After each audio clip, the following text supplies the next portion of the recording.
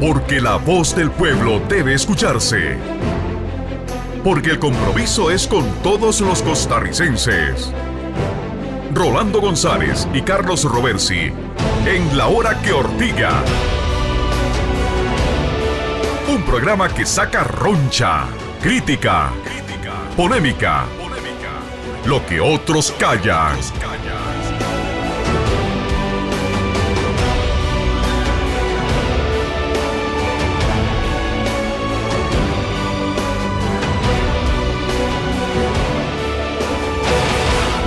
Buenas noches, amigas y amigos.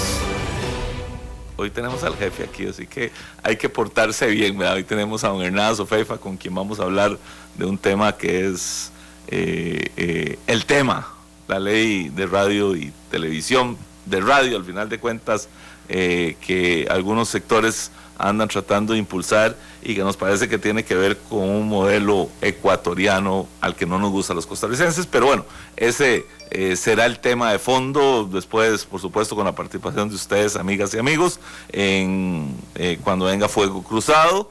La Hora que Ortiga ha tenido un par de días ahí fuera de foco por el tema deportivo, y yo no quisiera hablar de fútbol, pero bueno, la pasión es la pasión, así que estaremos en el estadio Morera Soto, ¿verdad? Estaremos con toda la lealtad del caso. Pero bueno, en estos días se presentó un hecho que nos ha convertido en personajes sin querer serlo, ¿verdad? La Hora que Ortiga pasó a ser Ortigada. Y quisiéramos primero que escuchen un poquito lo que sucedió hace algunos días con un programa donde dicen que se habla claro, pero aquí le vamos a hablar claro. Otro ministro de Comunicación de la administración Chinchilla, don Carlos Roversi. Sí, claro. Que tiene un programa de radio para atacar al gobierno. Pero permanentemente, y sí, tiene otras cosas también, don Carlos, ¿verdad? Pero... Bueno, sin palabras, Rolando. Lo primero es que este programa de La Hora que Ortiga, que el Grupo Monumental nos ha hecho, el Grupo Repretel en general nos ha hecho el favor de compartir, es un programa que nació en el año 2007, como decía, un programa, una página de un periódico muy reconocida, muy humorística, que dice que La Hora que Ortiga nació cuando don Luis Guillermo Solís no tenía ni idea de que iba a ser presidente de la República, ni lo pensaba en ser presidente de la República. Así que no puede ser un programa que se creó para atacar al gobierno de Luis Guillermo Solís. O sea, me parece que los números no me dan, ¿verdad? Y este es un programa en donde ustedes han sido los actores principales y en donde ven que Rolando González y Carlos Roversi tienen una posición, nunca la han negado. Esa es la gran diferencia con otros programas de radio, de opinión, en donde la gente es incapaz de dar su posición, es incapaz de asumir posturas, ocultan sus ideologías, ocultan su pensamiento, y nos parece que las democracias tienen que ir madurando y que en la madurez de las democracias la gente tiene que decir qué piensa, a qué ideología pertenece, a qué partido político pertenece. Eso no es nada malo. Lo bueno de este programa, a diferencia de otros programas donde a veces hablan claro solo ellos, porque no le dan la participación a los ciudadanos, es que en este programa la compensación son ustedes, amigas y amigos. Y nosotros no podemos aceptar que una colega periodista, porque se le metió el agua, porque es la única palabra que uno puede decir, venga a insinuar siquiera que este es un programa que nació para atacar al gobierno, para atacar a alguien. No, para nada, es programa de democracia radial. Que el señor presidente de la República haya sido inducido a decir otras cosas, por supuesto que es otro tema, Hemos tomado la decisión de invitar al señor presidente de la República, ya Rolando hizo los trámites necesarios para que don Luis Guillermo venga aquí, al Grupo Monumental. Nosotros no tenemos ese café que le dan a don Luis Guillermo en otros programas, pero tal vez ese día don Rolando se bote y nos regale un cafecito, ahí unas galletitas. Nosotros no tenemos nada de eso, pero sí tenemos grandes intereses en que el presidente de la República venga aquí a tres cosas, diría yo, Rolando. La primera es a que diga qué es lo que piensa de Laura Ortiga y por qué está convencido de que hay una conspiración contra él. Segundo, a que el presidente hable con los costarricenses. Es que es muy bonito ir a un micrófono y hablar con unos periodistas. Algunos pueden ser buenos, otros malos, unos pueden ser complacientes, otros menos complacientes, etcétera. No, que venga a hablar con los ciudadanos. Este es un programa que le da a los ciudadanos la posibilidad, ¿verdad?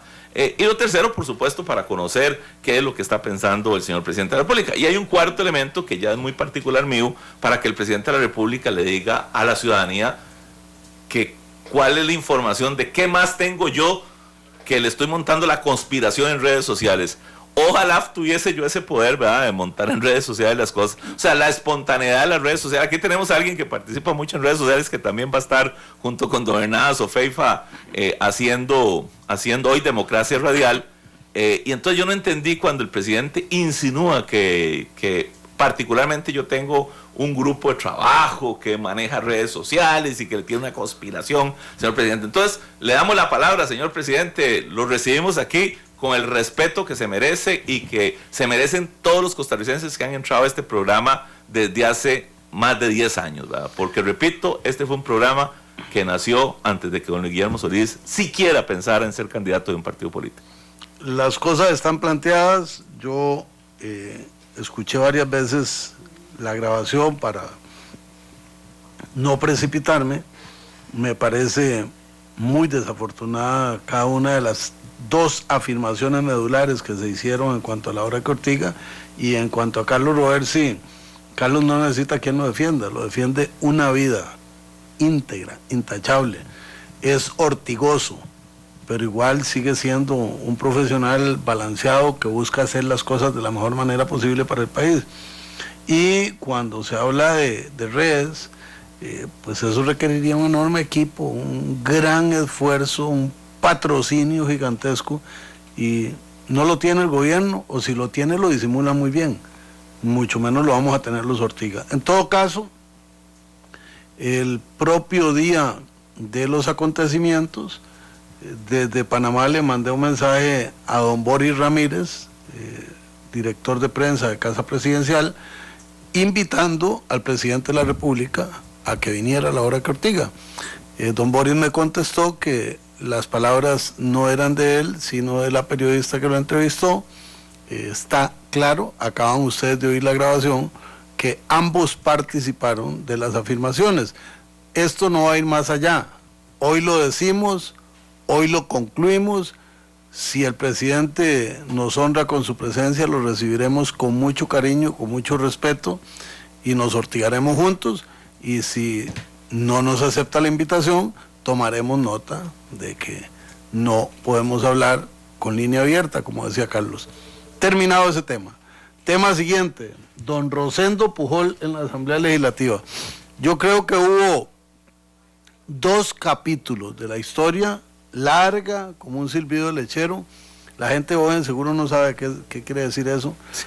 Cuando los lecheros vendían por las calles con su carreta o con su caballo y los tarros atrás, la manera de avisarle a la gente que ya venía el lechero era un silbido larguísimo y todo el mundo sabía que era el lechero.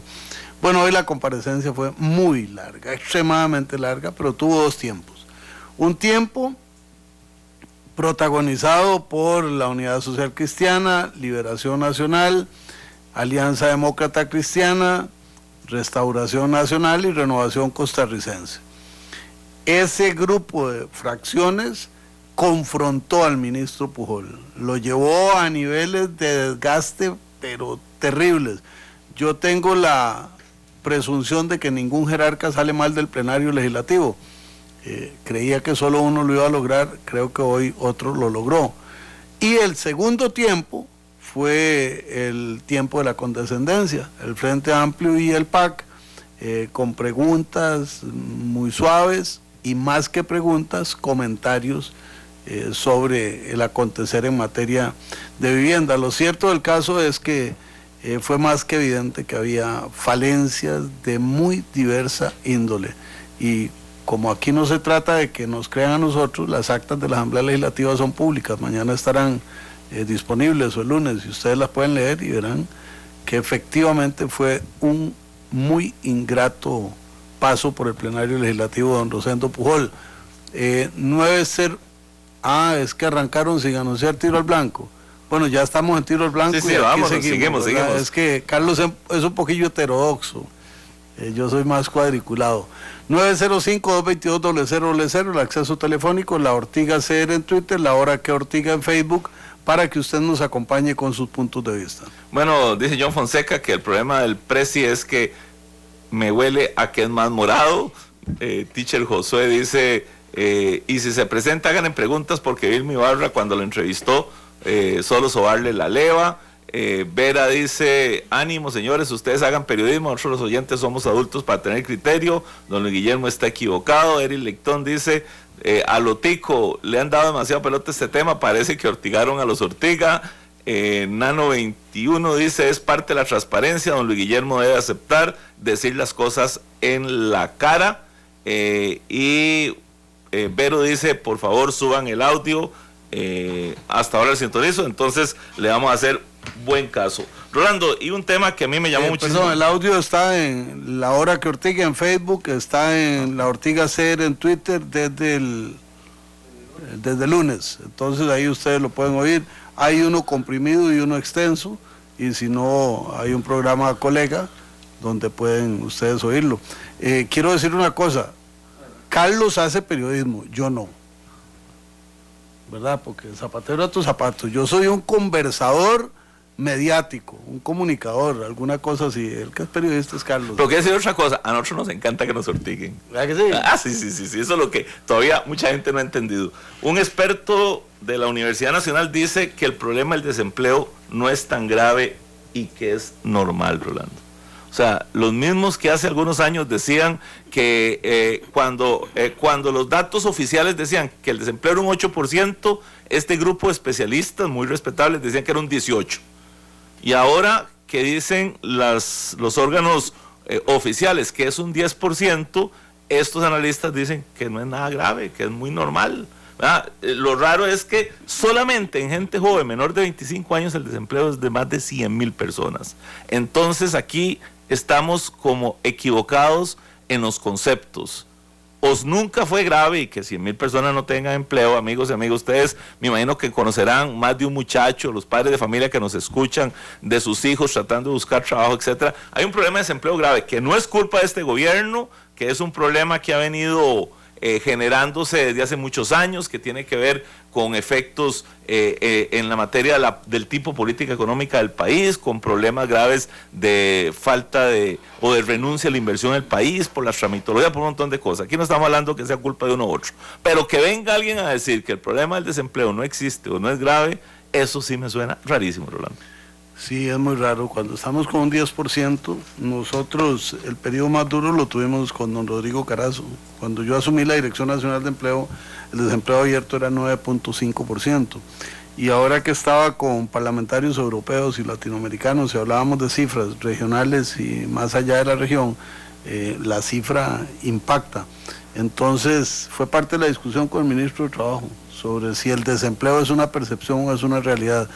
Creo que el nivel de crecimiento de la delincuencia tiene que ver con que esto no es una percepción, es una realidad.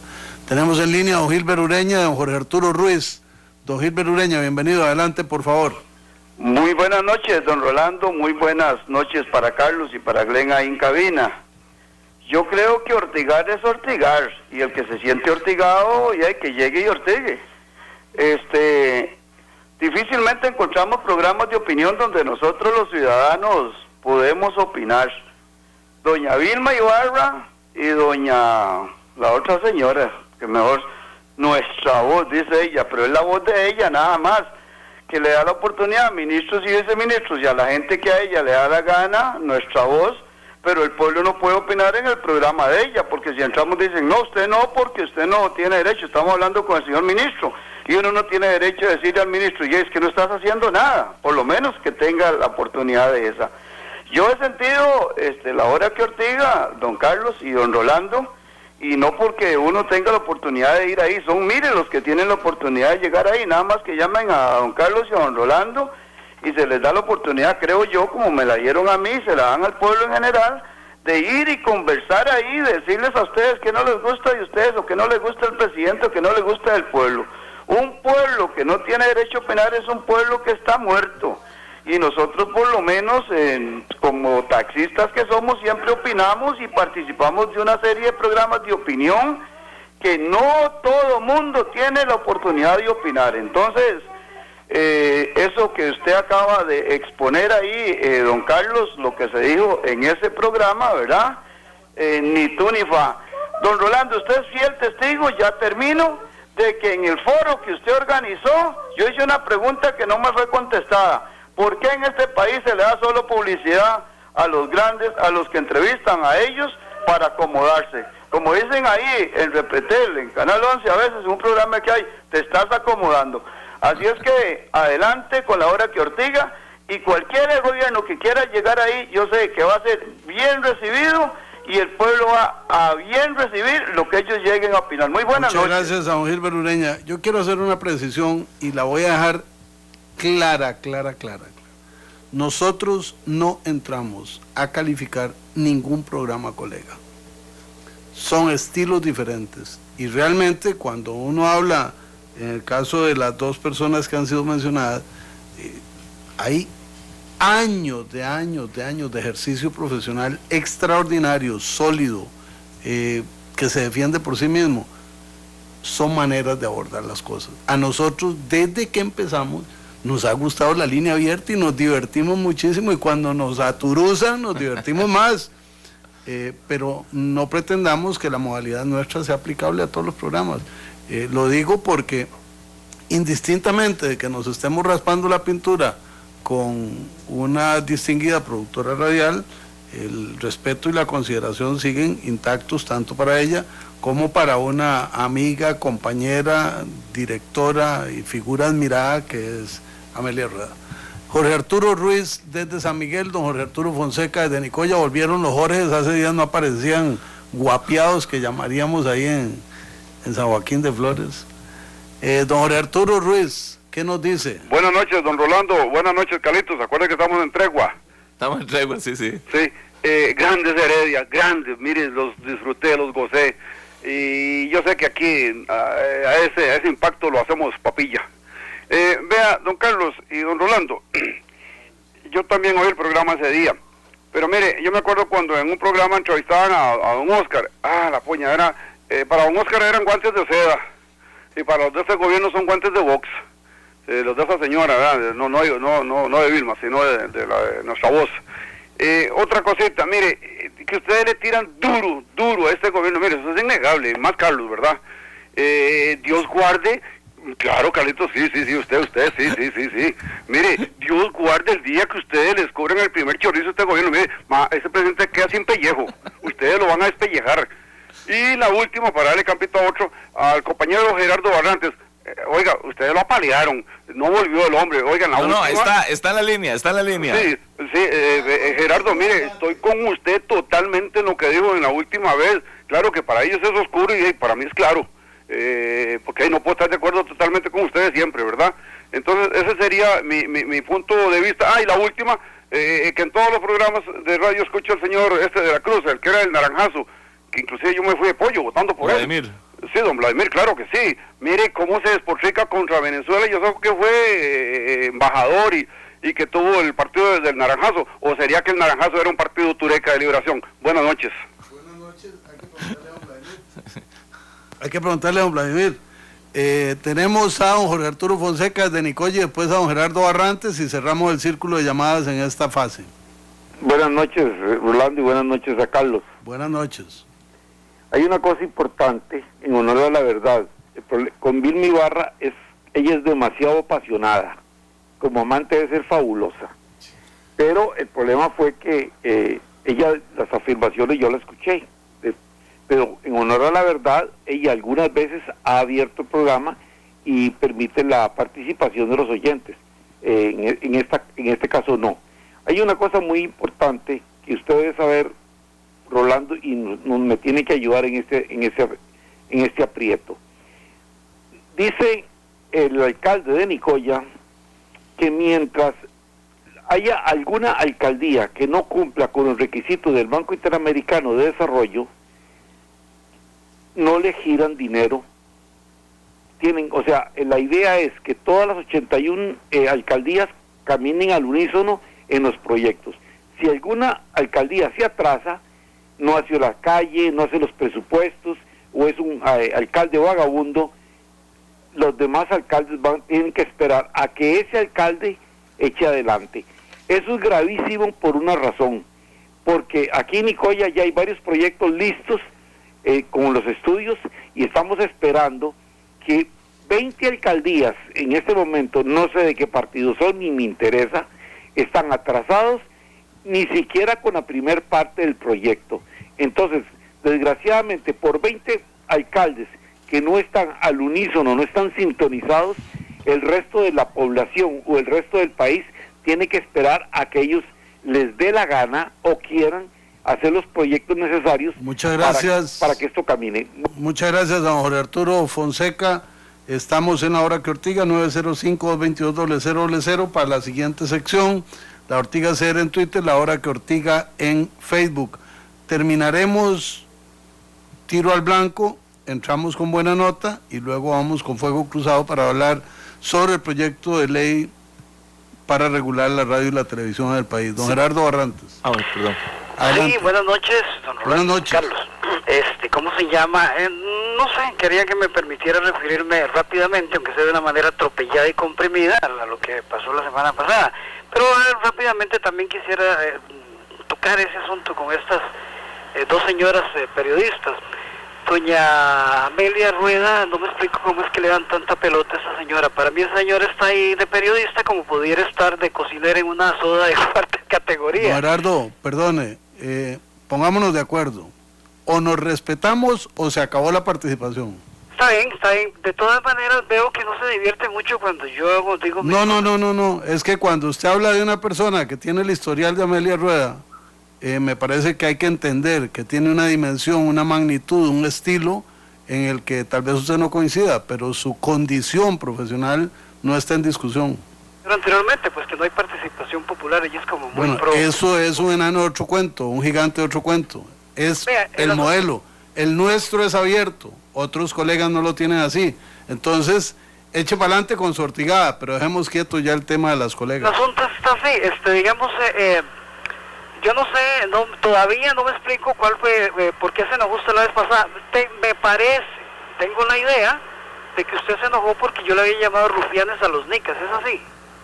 Sí, señor. No, sí, pero es que no es así. Y la gente que me oyó sabe que no me refería a ellos. Yo en ningún momento a los nicas los traté de rufianes.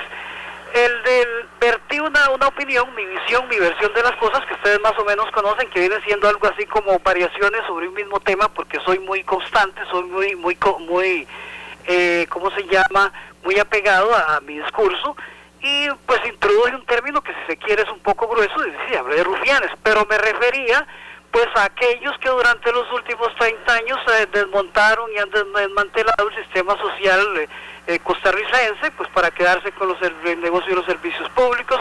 Me refería a los que en ese tiempo pues también han destrozado la caja del seguro social desde adentro, pues para favorecer a la empresa privada de salud. Me referí también a los que tomaron, y voy a hablar la palabra tomaron, que no es otro, se apropiaron del ICE, pues también para favorecer a las empresas privadas de telefonía, de generación y otras por el estilo, y a los que se esconden detrás de las instituciones públicas para hacer negocio. A eso me referí como rufianes y no a los nicas. Pero en en todo caso quiero decir que yo tampoco estoy conforme, yo no estoy conforme con que aquí nos metan 1,5 millones de nicas como una especie de cambalache.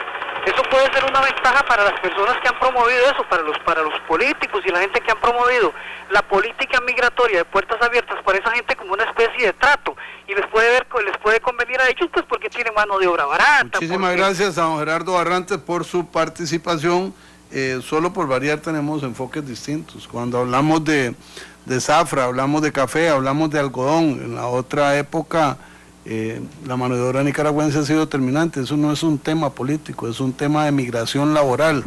Es toda una especialidad en las relaciones entre países, pero al fin y al cabo no hay duda de que hay una valoración distinta sobre la presencia de otras comunidades. Sin embargo, Rolando, y hablar aquí de 1 millón y medio, jamás de los jamases.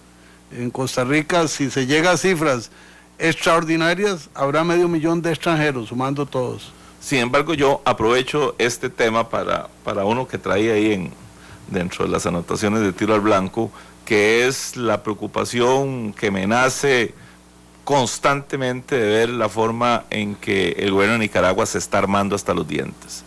Yo no entiendo, ¿verdad? O sea, compran aviones, compran equipo militar, es una cosa impresionante.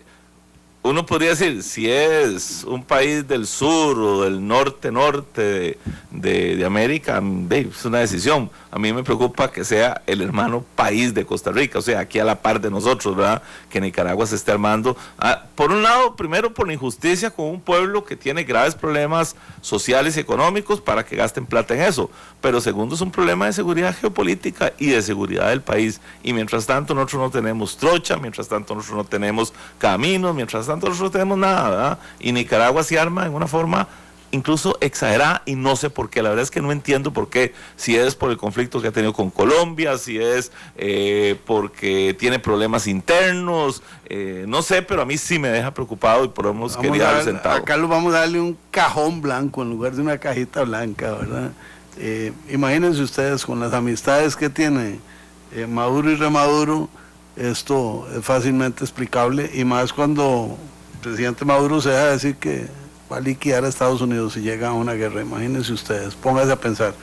Cerramos Tiro al Blanco y venimos con la buena nota, y quiero decir algo a propósito de la buena nota.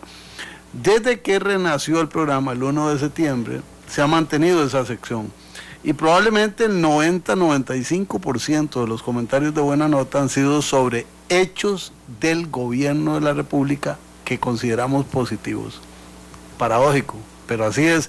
Y como las grabaciones están en YouTube, se pueden oír y verificar que lo que estoy diciendo es una verdad verdadera, dicen los abogados. Ya volvemos.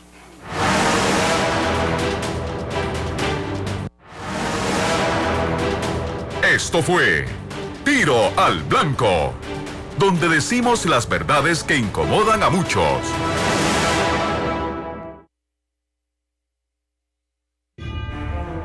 Hola, mi nombre es Gilberto Campos de Costa Rica y quiero invitarlos muy cordialmente a que continúen sintonizando La Hora que Ortiga por los 93.5 FM Monumental y por Canal 2. Un abrazo muy fuerte a don Rolando González y a don Carlos Roversi, que día a día contribuyen a la formación política y ciudadana de nuestro país. Un gran abrazo. No se pierda de lunes a viernes a las 9:30 de la noche, La Hora que Ortiga.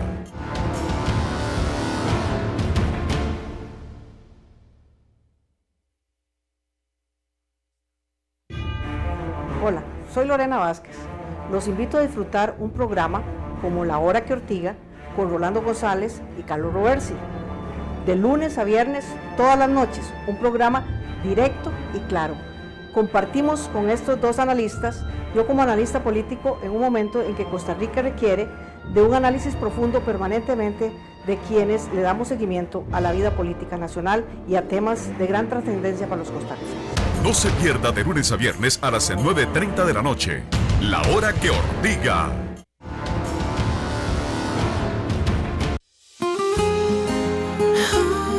Para esos momentos inolvidables. Melodías como el viento. 94.3. Suena una dulce canción para estar en mi memoria. Momentos reloj. Con la música que te hace sentir.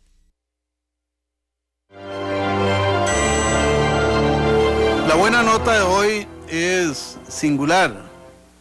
El Hospital Tony Facio de Limón ha sufrido un deterioro acelerado, y en el último episodio tuvieron que cerrar los 5 quirófanos del hospital. Bueno, hoy, poquitos días después de cerrarlos, la noticia es que se rehabilitan 3, y esa es la buena nota. Y usted puede decir, ¿cómo da la buena nota? Porque se reactiva el 60% de los quirófanos de un hospital que debería estar a plenitud. es que en nuestra Costa Rica, cuando las cosas se resuelven tronando los dedos, como en este caso, hay que reconocerlo y hay que estimular. Y esta acción de la Caja de Seguro Social cambia el estado de la atención de emergencia, de la atención quirúrgica, en un hospital que está muy lejos del centro del país. Entonces la buena nota de hoy es para la Caja de Seguro Social y para el Hospital Tonifacio, porque ante una crisis actuaron de inmediato.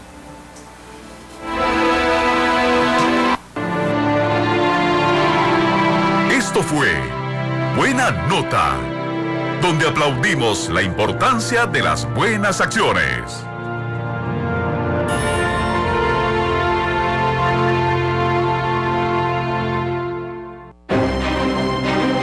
Fuego Cruzado, la entrevista con la opinión.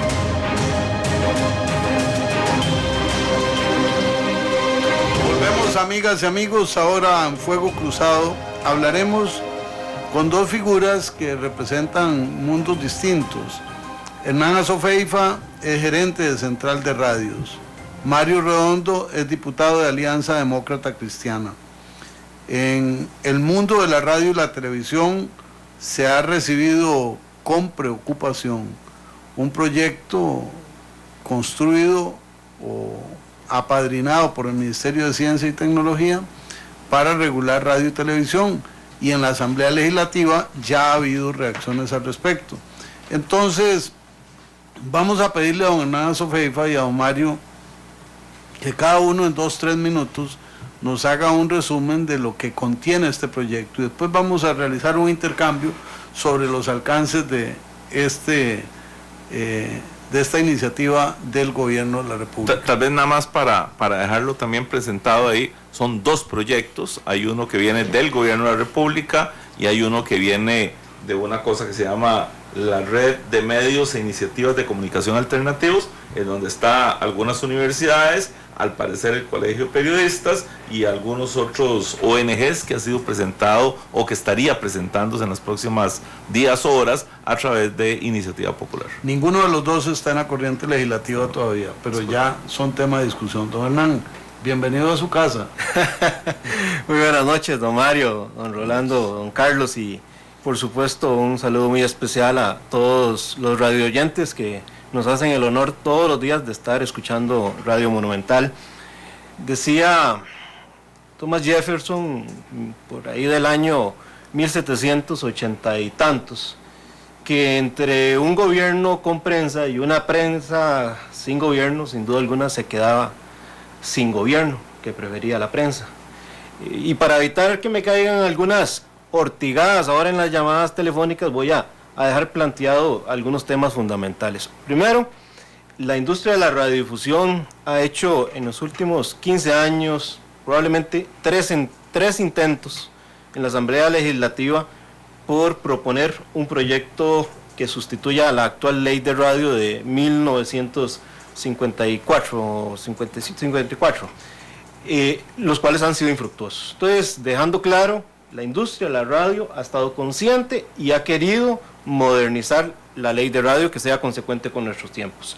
Segundo, esos proyectos que se han presentado incluyen la incorporación de una tasa por el uso del espectro radioeléctrico. Cuando se hace la ley de radio en 1954, la FM no existía más que para enlazar las estaciones de radio en AM, y por tanto quedó fuera de los cánones o las tasas que se establecieron en ese momento, y el estilo de legislar pues también era otro, y hoy usamos indexamientos y salarios bases y demás para evitar que se nos pierda el valor del dinero en el tiempo. Y lo otro es, también para curarme en salud de las ortigadas que nos van a dar, quiero dejar claro que con el proyecto que está proponiendo el gobierno de la República, Central de Radios podría crecer todavía en más estaciones de radio. Entonces no es un tema que estemos opuestos porque nos digan que no vamos a tener oportunidad de crecer en estaciones de radio, ¿no? Podríamos crecer si estuviéramos de acuerdo en este proyecto de ley, por la fórmula de porcentajes que se establecen. Entonces, dejado esos temas claros, ¿por qué estamos en desacuerdo? Estamos en desacuerdo porque ante todo somos costarricenses, demócratas, que defenderemos por nuestros hijos lo que este país es. Y no podemos aceptar que se proponga un proyecto de ley con propósitos ideológicos para transformar lo que somos como país. Es un proyecto de ley que no pretende regular la actividad de radio, sino transformar este país mediante el control de contenidos, mediante las limitaciones a derechos fundamentales como libertad de expresión, libertad de información, libertad de prensa. Y ahora podemos profundizar, pero hay sendos ejemplos en la propia ley que simplemente nos demuestran que esto es un propósito ideológico. En Costa Rica, por poner el caso, y les voy a robar ahora 2 minutos, porque quiero que escuchemos un audio muy importante. Costa Rica desde finales de 1970, con una visión muy desarrollada para aquella época respecto de todo Centroamérica y Suramérica, aquí se constituyeron las emisoras culturales del Instituto Costarricense del ICER, correcto, las cuales pues se les pusieron emisoras culturales, pero en el fondo son radioemisoras culturales. Es una fórmula costarricense que por más de 35 años ha sido probada, así como nosotros nos dimos el lujo de poder exportar las asociaciones solidaristas. Aquí nosotros desde finales de los 70 constituimos emisoras comunitarias y hoy día nos proponen bajo este propósito ideológico importar las llamadas radios comunitarias, que son las que han provocado una transformación en Sudamérica de los estados de derecho. Nada más para ortigar un poquito, le pediría a Glenn que nos ponga el audio de un periodista venezolano exiliado acá en Costa Rica, que tuvo que oír precisamente de la persecución que realizó Hugo Chávez, y nos cuenta en 2 minutitos cómo se utilizaron las emisoras culturales en Venezuela para transformar el Estado de Derecho que tenían estos señores en este país. El periodista se llama don Eduardo Velasco y les robo 2 minutos para que lo escuchemos. Adelante, Glenn. Venezuela aproximadamente, nada más en el tema de radio, y ahora si quieres conversamos un poquito también sobre el tema televisión y otros medios.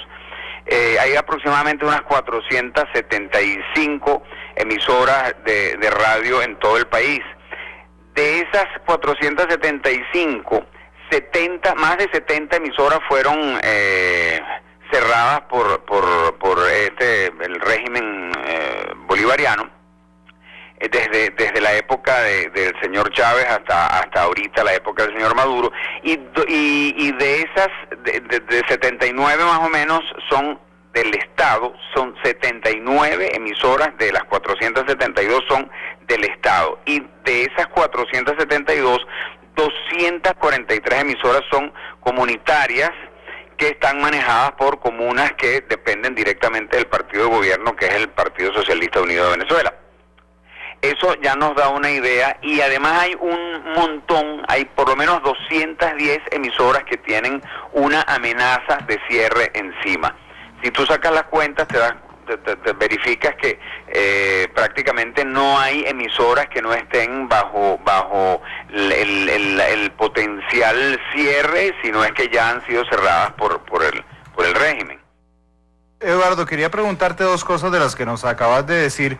Una es, ¿cuál es, si puedes profundizar un poco, el trabajo de estas emisoras comunitarias de las que nos hablaste? 243, dijiste que responden directamente a la ideología del régimen chavista y ahora de Maduro. ¿Cuál es la dinámica que se sigue en estas emisoras comunitarias? Esas son emisoras que funcionan en pequeños, incluso en algunos casos hasta en casas, y están, lo que te puedo decir es que están directamente manejadas por grupos establecidos de la comunidad, pero que forman parte directa y que entregan cuentas directamente al Partido Socialista Unido, de manera de que no solamente a través de las comunidades armadas como las tiene el régimen desde hace ya una buena cantidad de años, las comunidades no solamente están armadas y tienen una injerencia fuerte a nivel social de manera directa, sino que además pues tienen estas pequeñas emisoras que son patrocinadas por el Partido Socialista y pues la gente que trabaja en ella forma parte de las filas del partido, o sea, propiamente de las filas del partido. Entonces, una manera de no solamente física, sino también intelectual, de tener a la gente un poquito arriada. Don Mario, ¿qué piensa usted? Bueno, un saludo cordial a don Hernán, a Carlos y a todos los amigos aquí presentes y a los amigos de la Hora que Ortiga. A mí me preocupa muchísimo por el contexto en que se presenta este proyecto, porque yo creo que no podemos dejar de visualizar todo el contexto que se da alrededor de la presentación de este proyecto en particular. Y los contenidos que a mí igual me inquietan, y ahora al escuchar a don Hernán y sus argumentos, pues me preocupa mucho más. Vamos a ver, semanas antes de que se hable y que se presente este proyecto en la Asamblea Legislativa por el MICID y el subjefe de fracción del PAC, el diputado Javier Cambronero, los diputados muy cercanos al gobierno, don Víctor Morales Zapata y don Jorge Rodríguez, habían empezado en la Asamblea Legislativa una arremetida, digámoslo así, contra la prensa y un llamado a tratar de ver cómo generar debate sobre la objetividad de la prensa y estos temas. Esta arremetida de estos diputados muy cercanos al presidente de la República se complementa con una cadena de radio y televisión del señor presidente de la República, en donde claramente se muestra disconforme con la prensa, lo que a mí me extraña mucho, ¿verdad? O yo ya no sé si ya me extraña, ya pocas cosas me están extrañando, pero yo hacía mención en el plenario de la Asamblea Legislativa que en su última plaza pública, hace aproximadamente un año, el último día de marzo del año pasado, don Luis Guillermo Solís le decía al país: a un gobierno del PAC exíjanle mucho, a un gobierno del PAC pídanle todo.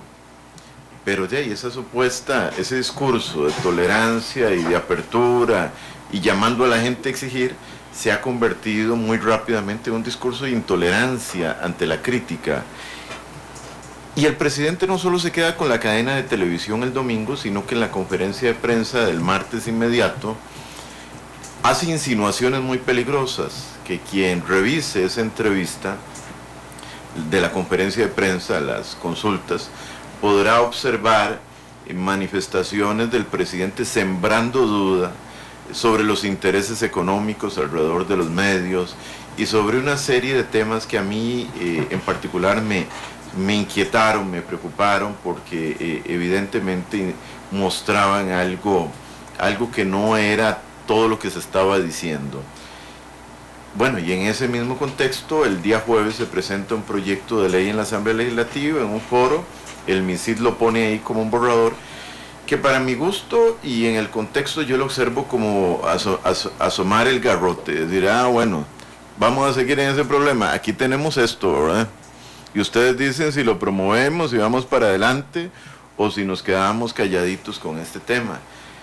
Porque el proyecto en mención tiene contenidos altamente peligrosos. Yo decía, más de un país bolivariano, de un estado de policía que se llama, de un régimen intervencionista, que de una democracia como la nuestra, que ha apostado a la transparencia, que ha apostado a la rendición de cuentas, que ha apostado a la libertad de expresión y de prensa, porque permite el cierre de medios de radio y televisión y permite sanciones sobre la base de conceptos muy indeterminados, hablando desde el punto de vista jurídico. Por ejemplo, dejan abierto la posibilidad de aplicar una sanción grave y posteriormente el cierre si un ente público o un actor público considera en un momento que un medio está dando una noticia que es falsa. Sí. O de alarma.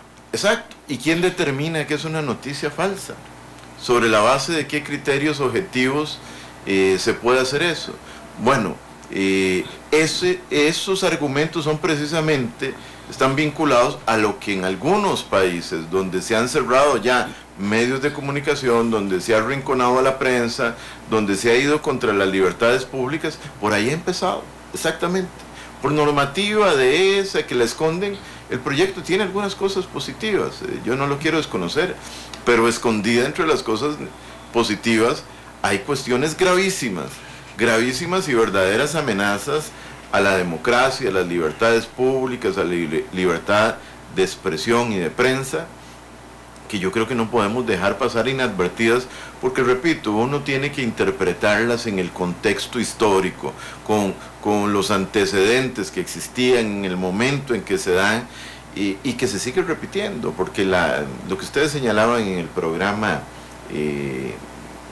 mencionado al inicio de este programa hoy, es también, y yo se lo señalaba en Twitter, una otra arremetida del presidente, va a otro programa de comunicación, es una intolerancia ante la crítica que a uno no le parece que sea de un gobernante de un régimen democrático que se aprovechó y se nutrió de todas esas libertades públicas para llegar a donde está, porque precisamente muchísimo del discurso que le permitió al presidente Solís llegar a donde está hoy es la posibilidad de haber aprovechado esa misma situación que ahora critica en defensa de su discurso y de su propuesta.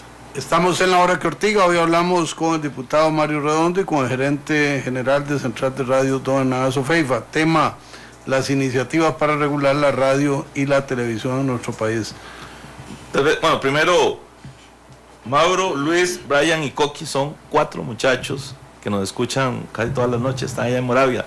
Tienen 2 ventajas, 1 son ortigosos y 2 son manudos, así que un saludo y 3, como nosotros, son jóvenes. Además, don Hernán y don Mario, tal vez un poquito para profundizar más en la propuesta que se ha venido haciendo, que además es muy parecida a la propuesta de este grupo de Redmica, ¿verdad? O sea, digamos, tiene varios escenarios. Y a mí me está llamando la atención, y ahora que voy a hablar de un tema totalmente diferente, me está llamando la atención que hay una propuesta en este momento en la Asamblea Legislativa que tiene que ver con tema tributario, con tema de castigos fiscales, en donde se le da un poder a tributación directa de que pueda sancionar a la gente directamente sin ningún debido proceso. Bueno, aquí pareciera que es un mecanismo similar, ¿verdad? O sea, pareciera que hay ya hay como una cultura, ¿verdad? De conformidad con el artículo 19, si mal no me equivoco, del proyecto, el MISID es juez, parte y verdugo.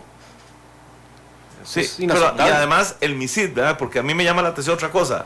Primero se desmanteló la oficina de control de radio que tenía el Ministerio de Gobernación y la pasaron a SUTEL, ¿verdad? Eso no fue en este gobierno. Está en MISID, en la oficina de control de radio. No, la pasaron a MISID. Sí.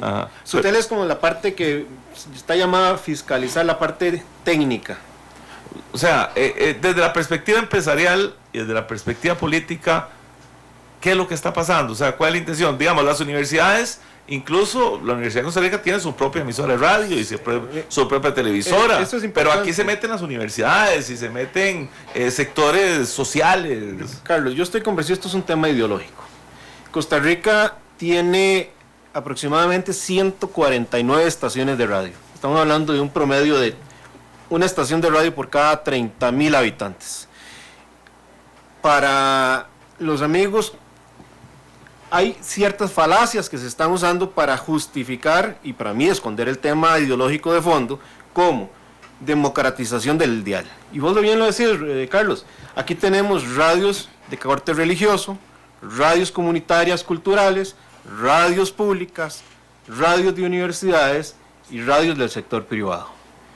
Entonces, se están usando argumentos como subutilización del espectro radioeléctrico, democratización, y son palabras bonitas, por supuesto, pero el peligro, como decía Mario, es lo que esconde el uso de tipos abiertos y de conceptos abiertos. Subutilización, este país no podemos hablar de subutilización del espectro radioeléctrico mientras el gobierno de la República no resuelva los problemas de interferencia fronterizos con radios de Nicaragua y radios de Panamá, que quienes viven en la zona norte y en Guanacaste de este país pueden dar fe de la cantidad de radios nicaragüenses que cruzan la frontera porque no se pueden detener, y lo mismo sucede de Pérez de León hacia el sur.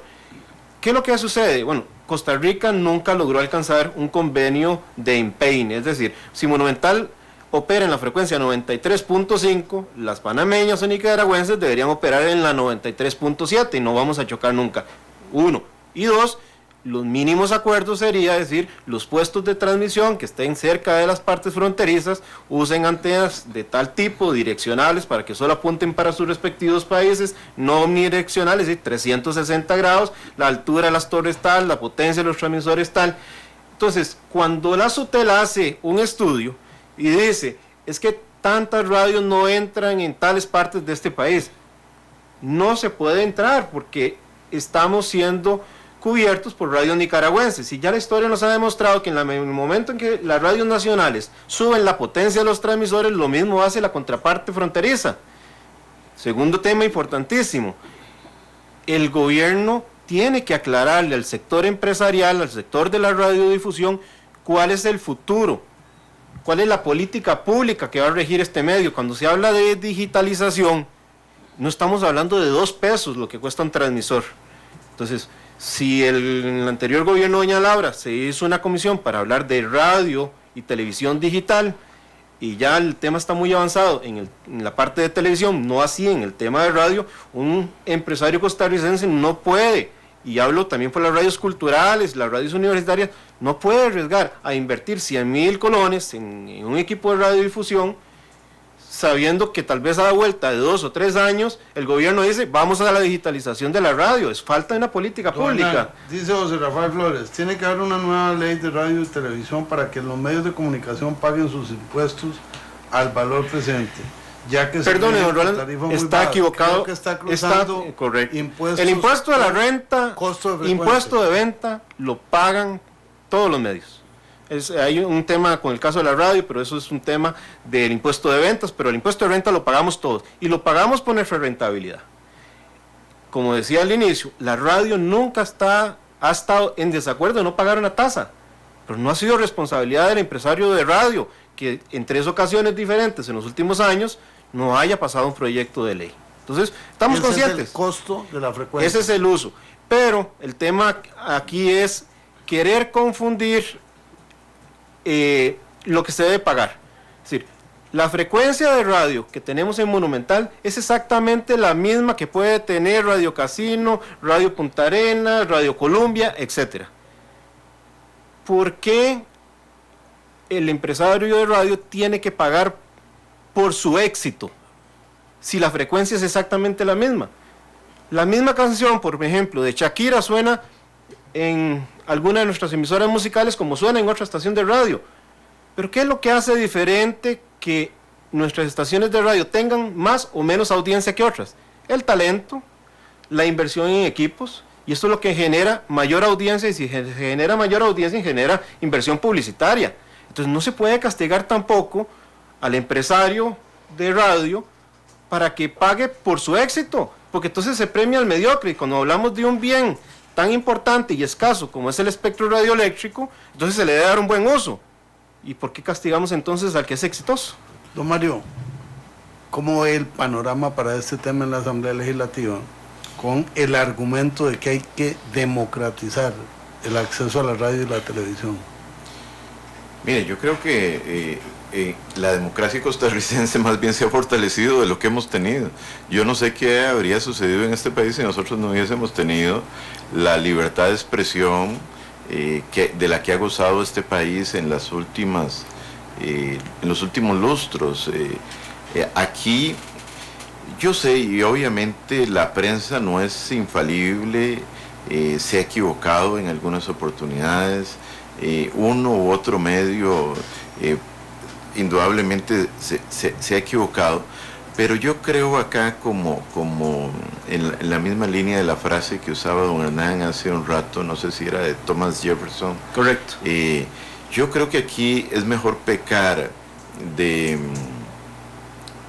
por otorgarle espacios y libertad a la prensa para que pueda hacer su labor, que pecar por omiso, porque las consecuencias serían mucho más graves para este país. ¿cuánto ha logrado avanzar este país en transparencia, en rendición de cuentas, en exigir eficiencia a los poderes públicos? Aquí a veces cuesta comprender el sentido de la democracia. La democracia surge como un sistema de gobierno en el cual existen contrapesos al poder político. Cuando a usted le empiezan a estorbar los contrapesos, cuando a usted le empiezan a estorbar los fiscalizadores, los que hacen oposición, usted indudablemente empieza a manifestar una ideología contraria a la que ha permitido el crecimiento de la democracia y de las libertades públicas. Correcto. Cuando usted se hace intolerante a esos grupos, y ahí es lo que nosotros hemos venido señalando, ¿verdad? Que es para mí el problema de fondo, es una creciente escalada para acallar a los críticos, a la oposición, a los fiscalizadores, a la prensa, a todo aquel que pueda tener una opinión divergente. Parece que aquí entonces hay que acallarse y bajar la cabeza, y si usted baja la cabeza, perfecto, porque es una forma además de desviar la atención muy cómoda. El problema no soy yo ni es mi gobierno. El problema son ellos que están haciendo ver las cosas mal. El problema son los de la oposición, porque seguro es una tureca de este partido, o seguro están picados y están sangrando por la herida de lo que sea. En este país, la prensa, con sus errores que se han cometido, también, como le señalamos eso, debemos de reconocerle que no ha habido acto de corrupción que no le haya puesto el dedo a la llaga, y eso es una garantía fundamental para la democracia de este país. Después, otra falacia que se usa, que los medios de comunicación son una dictadura mediática. En estos tiempos de la humanidad, y más en Costa Rica con la penetración que alcanza el internet, no se puede hablar de una dictadura mediática. ¿Qué sucedió en Libia? ¿Qué sucedió en Egipto con la primavera árabe? Países donde los medios estaban controlados por el gobierno y la gente con un celular emitía fotografías, mandaba sus tweets, sus posts, denunciando lo que estaba sucediendo en Túnez, en Egipto, en Libia. Lo mismo encontramos con los indignados en España y así sucesivamente. Entonces, tampoco es que hoy día, con la tecnología que existe, la prensa tenga un control mediático. Es incorrecto. Y en este grupo radial de Central de Radios, nuestro peso dentro del espectro radioeléctrico es del 7%. Y ahí les tengo otra pregunta, porque alguna gente aquí, tenemos en Twitter un montón de gente hablan a favor de Venezuela, en contra. Es que esto no es un problema ni a favor ni en contra de Venezuela, es un problema, digamos, de visión. Dicen algunas personas que es que lo que se quiere mantener son oligopolios, pero cuando usted me habla de 145 emisoras, en Cartago hay emisoras propias. Los grupos que tienen más estaciones de radio en este país, podríamos decir, Cadena Radial Costarricense, Grupo Colombia Central de Radios. No pasamos del 7%. Ahora, es que hay un error en querer confundir ese 7% con la calidad en la producción de radio, y que eso hace que nosotros tengamos una audiencia que estamos muy agradecidos, que puede ser en estos momentos... ¿Se habla del 7%, a qué se refiere? ¿El 7% de la frecuencia? Sí, del espectro. Rolando, entonces, producís contenidos de calidad, y es lo que hace que todas estas personas en este momento nos estén viendo por Canal 2, o nos estén escuchando, o nos interactuemos a través de las redes sociales. Yo le digo a usted, yo sumo las redes sociales que tienen los diferentes programas de Central de Radios y alcanzamos más de 1,5 millones de suscriptores. Entonces, y eso no corresponde a una frecuencia del Estado, es simplemente el uso de los recursos y el talento de nuestros productores, de un programa como La Hora que Ortiga, de invitados como Don Mario, que producimos radio de calidad.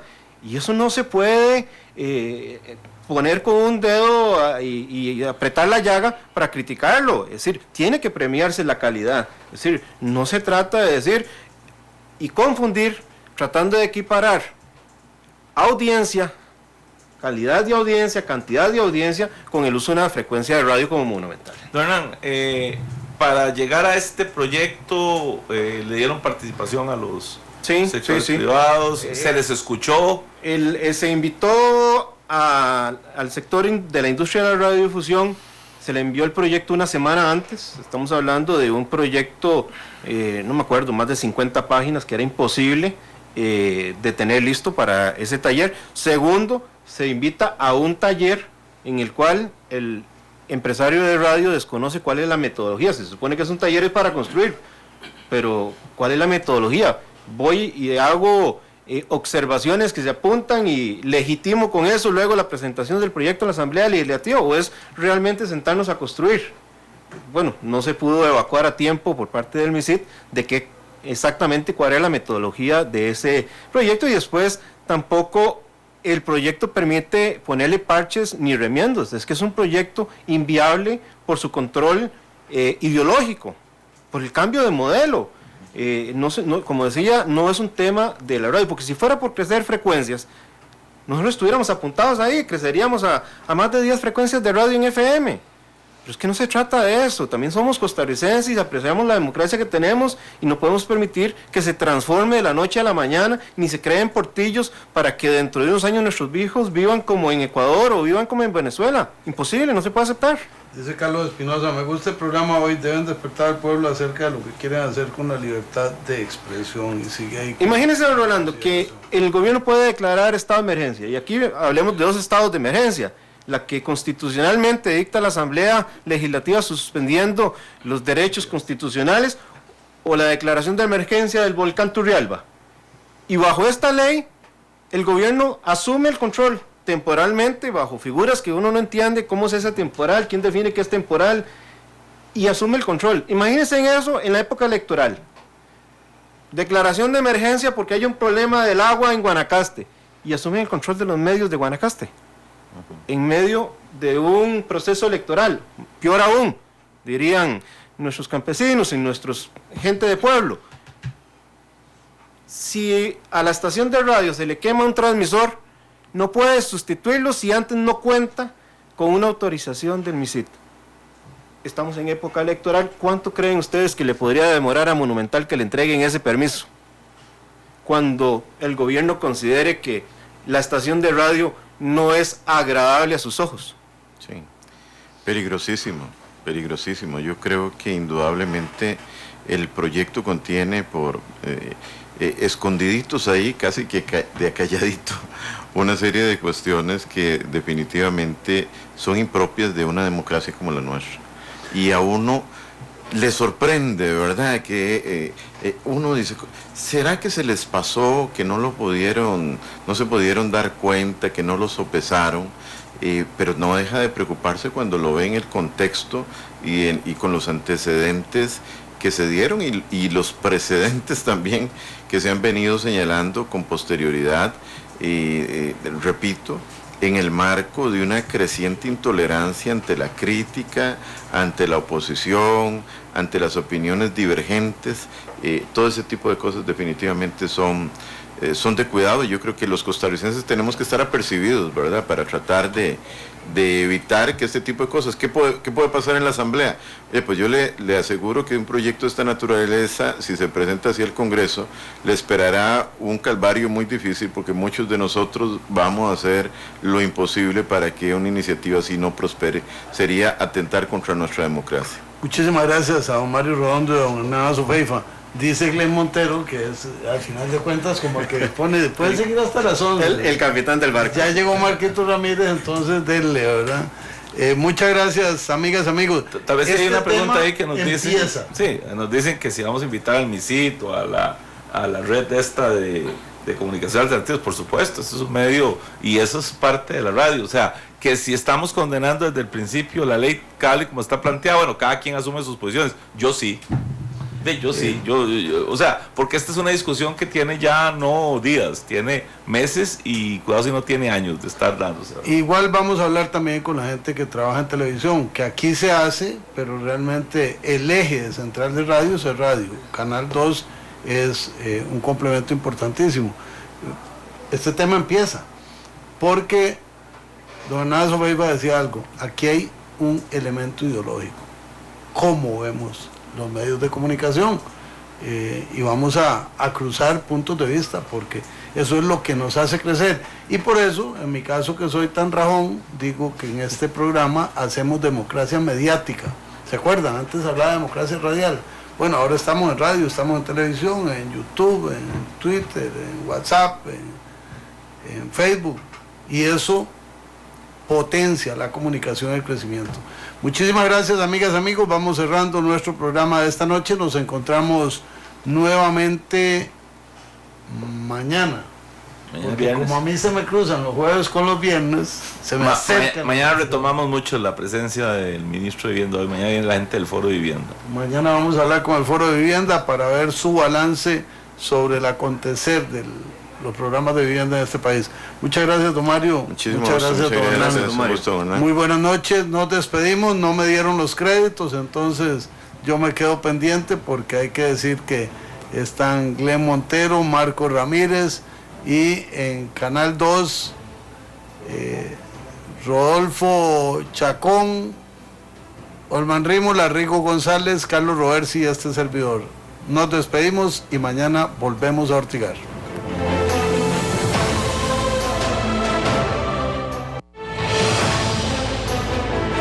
Porque la voz del pueblo debe escucharse.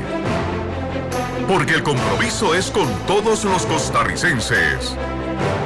Rolando González y Carlos Roversi en La Hora que Ortiga.